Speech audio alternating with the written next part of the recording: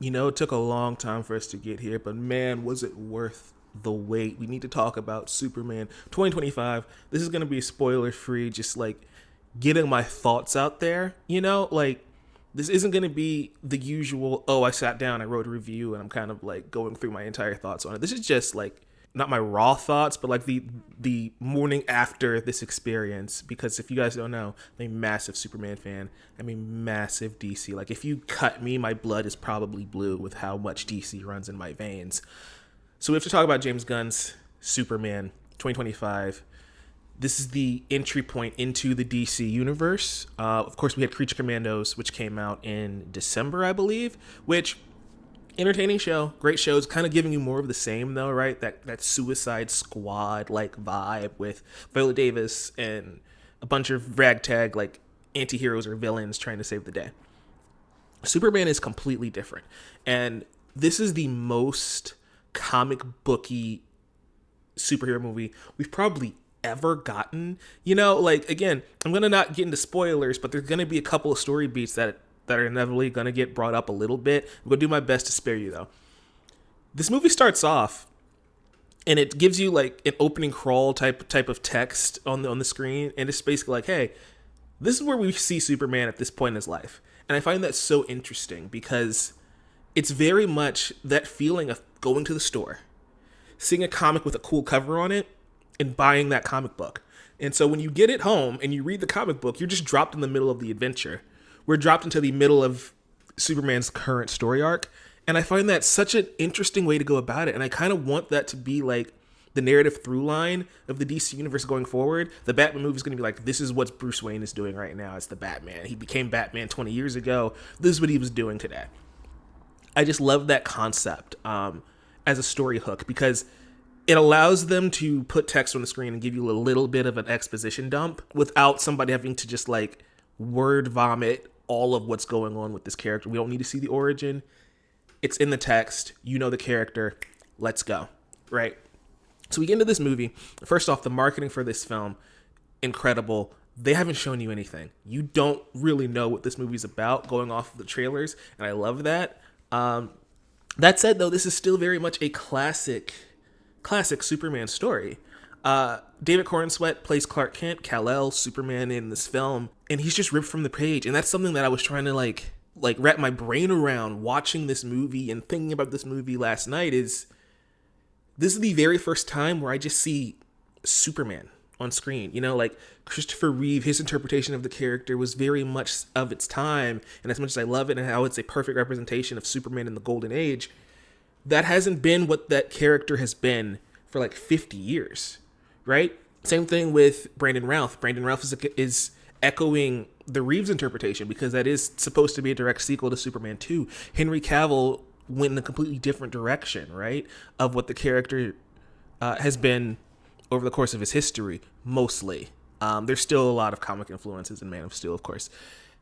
In this one, it felt like I'm just watching an episode of like Superman the Animated Series or My Adventures with Superman, and that's jarring at first, right? Because it feels like I've been in this world already, even though this is the first movie in this dang franchise. And that's a testament to James Gunn for knowing the source material, for knowing the character, to where I didn't question it. As soon as this movie starts, it's like, yeah, I'm watching a Superman story. And David Corenswet's performance, he's such a lovable goofball, man. Like, that's just Superman incarnate, and he's doing a phenomenal job. He captures that hokey, like, Boy Scout charm of the character so much in the way he communicates with everybody in this world. Like, the way he talks to Lex Luthor in this movie.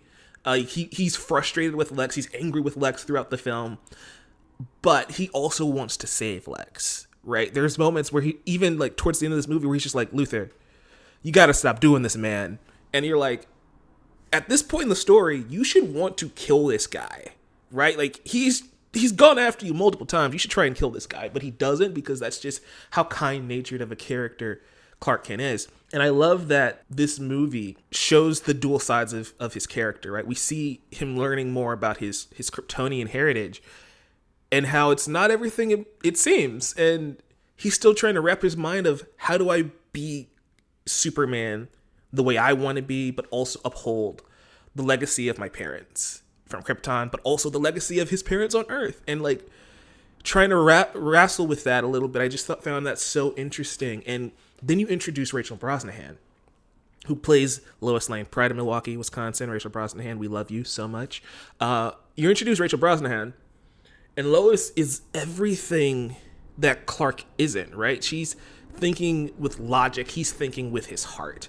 There's a moment in this film where there's this massive conflict. You see it in the trailer, where there's this massive conflict. He stops a war. He goes against like the U.S. government's wishes, right? Because he's going and intervening and stopping one side of this war. And Lois is like, well, you should have thought of the ramifications of that. And Clark's like, people were going to die.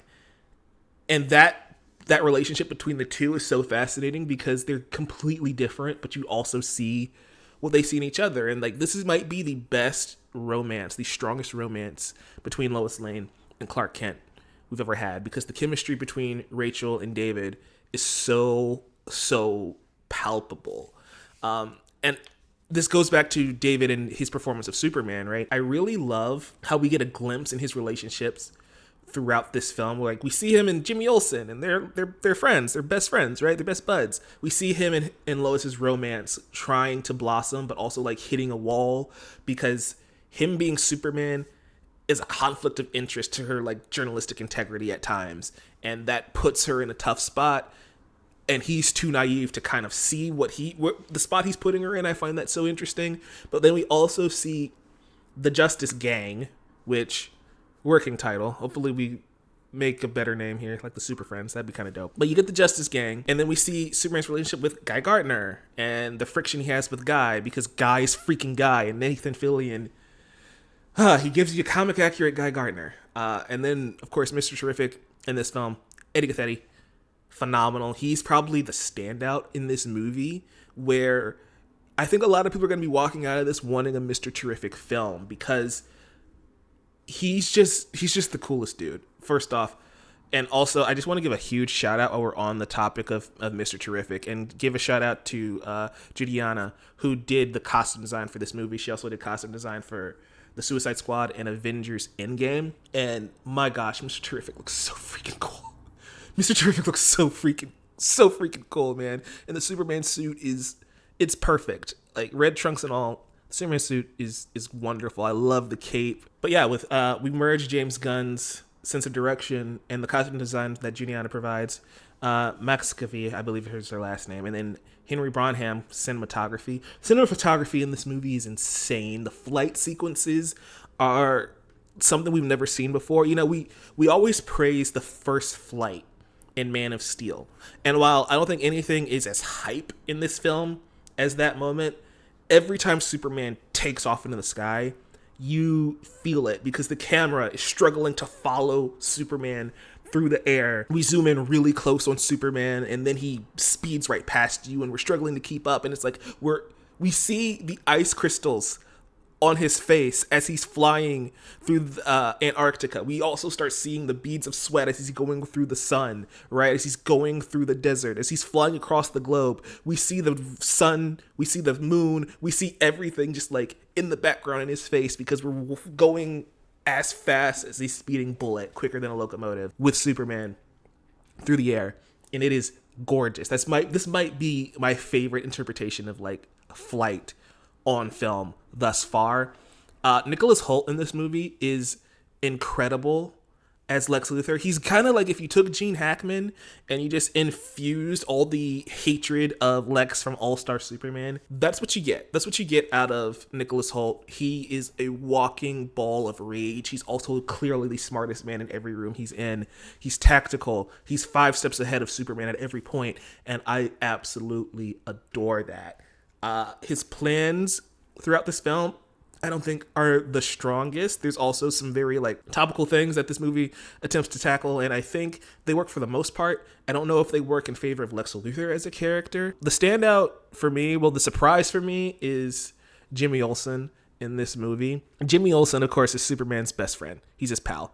And, you know, Skylar Gonzando is incredible in this role, because he just captures the smug, almost douchey, but also really lovable nature of Jimmy. And we just get a really funny, subplot with Jimmy Olsen throughout the story, and it's brewing in the background, and then it becomes like a major part of the film as you go on, and it's just like, that's just something out of Superman's pal Jimmy Olsen, where it's just Jimmy gets into random scenarios and it's pretty funny. But throughout all of that, throughout the Justice Gang, throughout Lex, throughout the Jimmy subplots and all that fun stuff, this is a Superman story at its core.